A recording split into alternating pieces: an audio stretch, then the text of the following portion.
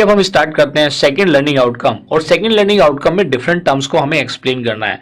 तो जो हमारा सेकंड लर्निंग आउटकम है वो है रिलेटेड टू डिफरेंट टर्म्स को। तो उसमें था हमारा क्या था, रिकॉल द फॉलोइंग टर्म्स। तो आप फर्स्ट टर्म क्या है उसका, the first term is algebraic structure.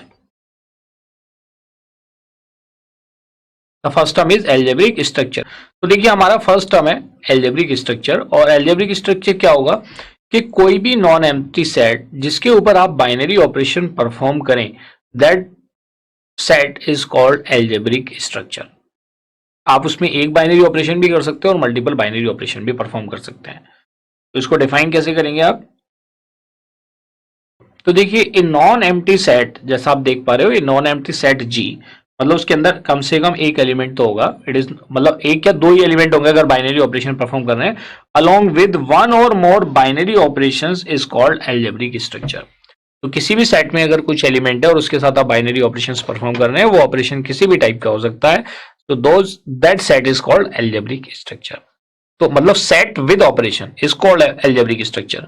For example, तो आपने देखा if G is a non empty set and इस पे टू डिफरेंट ऑपरेशंस हैं, कौन कौन से, star and O are binary operations, then आप जी इंटू स्टार है ये भी एक एल्जेब्रिक स्ट्रक्चर होगा, जी कॉमा ओ है ये भी एक बाइनरी स्ट्रक्चर होगा, आई मीन एल्जेब्रिक स्ट्रक्चर होगा, और ये दोनों ऑपरेशन भी हम जी के साथ अगर परफॉर्म कर दे तो उसको भी हम क्या बोलेंगे, एल्जेब्रिक स्ट्रक्चर बोलेंगे। क्लियर है? So this is the definition of algebraic structure, और you can define in other way as well. So let us consider another example. तो आप देखेंगे जैसे नेचुरल नंबर पे एडिशन ऑपरेशन अगर हम परफॉर्म करते हैं तो ये भी एक एल्जेब्रिक स्ट्रक्चर को बिलोंग करेगा। ये इंटीजर नंबर पे एडिशन परफॉर्म करते हैं तो ये भी एल्जेब्रिक स्ट्रक्चर को रिप्रेजेंट करेगा।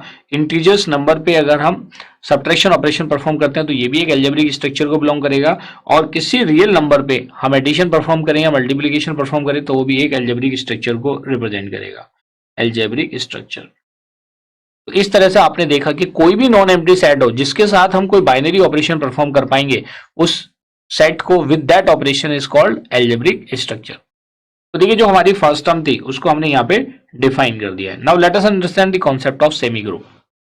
Second term of second learning outcome वो क्या है, सेमी ग्रुप। तो नाम से पता चल रहा है सेमी ग्रुप है, this is not a complete group. तो सेमी ग्रुप है तो इसके अंदर कुछ पार्शियल प्रॉपर्टीज ये सेटिस्फाई करता होगा। अब वो पार्शियल प्रॉपर्टीज कौन कौन सी आइए देखते हैं। तो देखिए सेमी ग्रुप में क्या होगा, अभी हमने एल्जेब्रिक स्ट्रक्चर को डिस्कस किया है। इन एल्जेब्रिक स्ट्रक्चर के साथ अगर कोई ऑपरेशन हम परफॉर्म करते हैं, वो ऑपरेशन अगर एसोसिएटिव प्रॉपर्टी को सेटिस्फाई करता है, then that particular group is called semi group.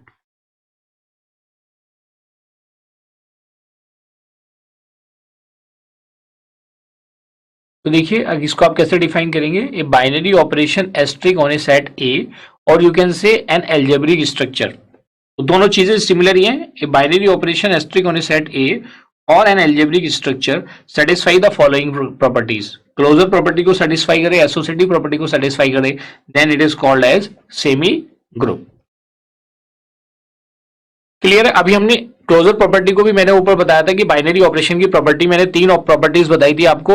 The first one was closure, second was associative and third one was the commutative. तो हमारी यहाँ पे अगर उनकी दो प्रॉपर्टी सेटिस्फाई होती हैं तो उस एल्जेब्रिक स्ट्रक्चर को हम क्या बोलेंगे, we will call that algebraic structure as a semi group.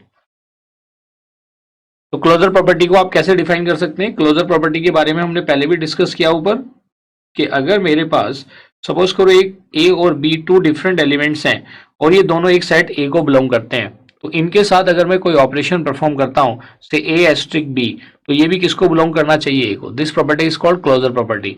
And associative property को भी जस्ट रिकॉल कर लीजिए आप, क्लोजर, CLOSURE, आप उसको रिकॉल कर लीजिए। प्रीवियस प्रॉपर्टी जो मैंने ऊपर बताई थी कि एसोसिएटिविटी क्या कहती है,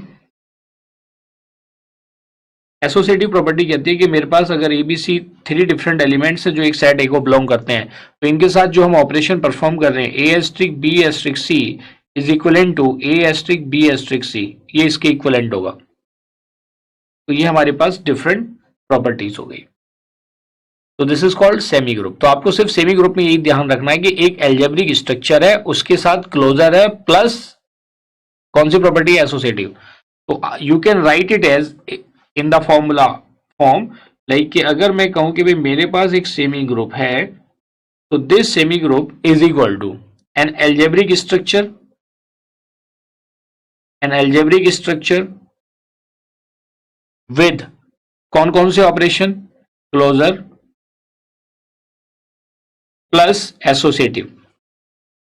अगर इनके साथ है तो उसको हम क्या बोलेंगे, we will call this as a semi group.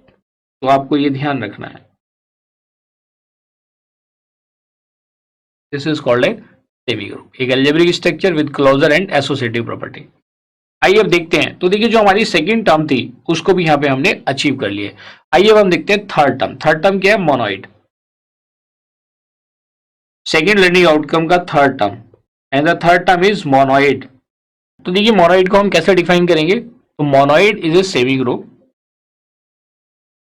Basically you can से, मैं इसको फॉर्मूले की फॉर्म में लिख दूं कि मेरे पास अगर एक एल्जेब्रिक स्ट्रक्चर है, या सीधा सीधा हम सेमी ग्रुप की बात कर लेते हैं, क्योंकि सेमी ग्रुप तो हम समझ ही चुके हैं, semi group with identity element is called monoid. तो semi group with identity element is called monoid. तो जितनी भी प्रॉपर्टी सेमी ग्रुप की है वो एज इट इज आ जाएंगी। तो अगर मुझे ये चेक करना है कि गिवन एल्जेब्रिक स्ट्रक्चर मोनोइड है या नहीं है, तो पहले तो उसको सेमी ग्रुप चेक करना पड़ेगा, फिर उसके साथ हमें आइडेंटिफाई करना पड़ेगा आइडेंटिटी एलिमेंट। तो देखिए यहाँ पे एक नई टर्म आई है, दैट इज आइडेंटिटी एलिमेंट।